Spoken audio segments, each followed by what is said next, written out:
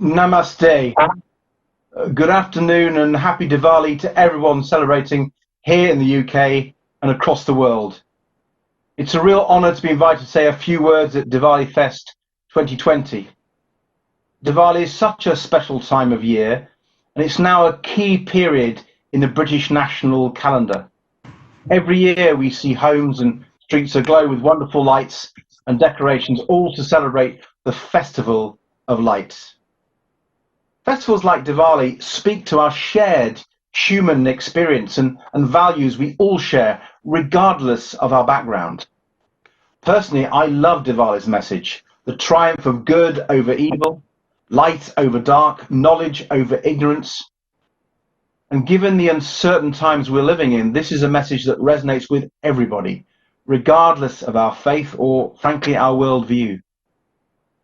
Diwali is also a wonderful time to celebrate the rich diversity of our nation and to appreciate the communities that have contributed so much to the cultural and economic landscape of our country. So I'd like to take this opportunity to highlight the important relationship between the UK and India. As internationalists, the Liberal Democrats recognise India as a key strategic partner for the UK. And as a party that champions diversity, we recognise and value the huge importance of British Indians to our national identity.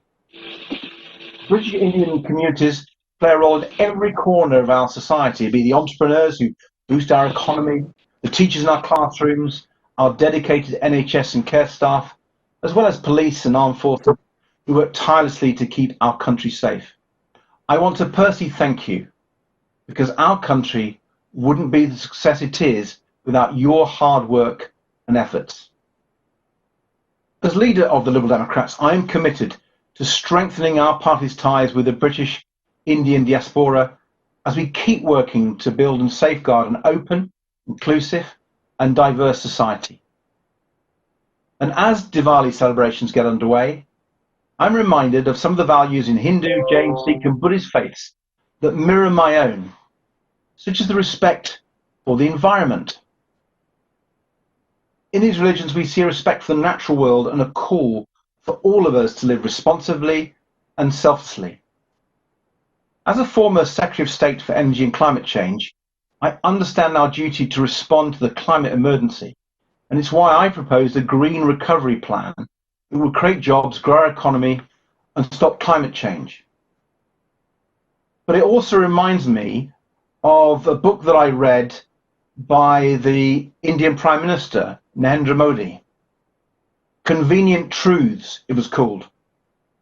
And this amazing book he wrote quite a few years ago when he was the first minister in the Gujarat. And in it, he links his Hindu beliefs, his religious beliefs, with the importance of protecting our environment and indeed action on climate change. I had the huge privilege of meeting Prime Minister Modi in the summer of 2014 with the then Deputy Prime Minister Nick Clegg.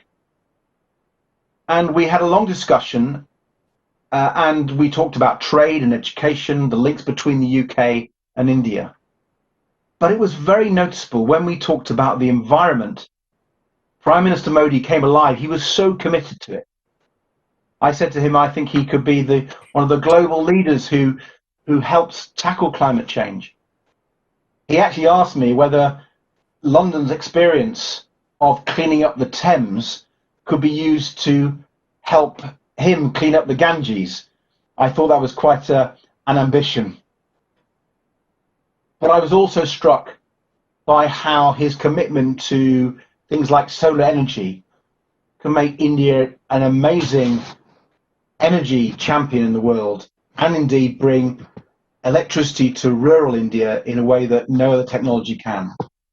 He was inspiring, and I'll never forget that meeting. And when it comes back here to Diwali, there's no doubt that this year Diwali will be very different. The pandemic, the new lockdown measures, they've introduced something that no one could have possibly foreseen. And I know it's having a huge impact on all of you with your Diwali celebrations and your preparations, all the hard work that you've done. And it takes something away from the amazing gatherings.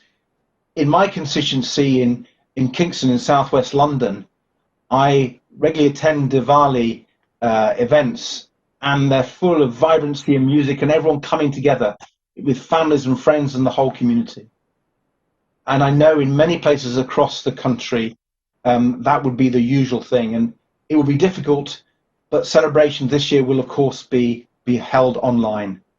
Video calls replacing the warm embrace of friends and family. And I think that, coupled with the disproportionate impact of COVID-19 on ethnic minority communities, means that many families are also having to deal with loss this year. And I want to make it clear my thoughts are with you. But despite all these challenges, I'm really grateful to iGlobal and India Inc. for stepping in and organising this tremendous event.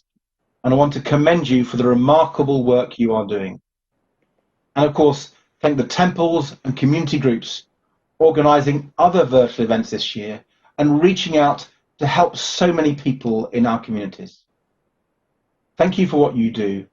And can I end by wishing everyone celebrating a peaceful Diwali, Shubh Diwali.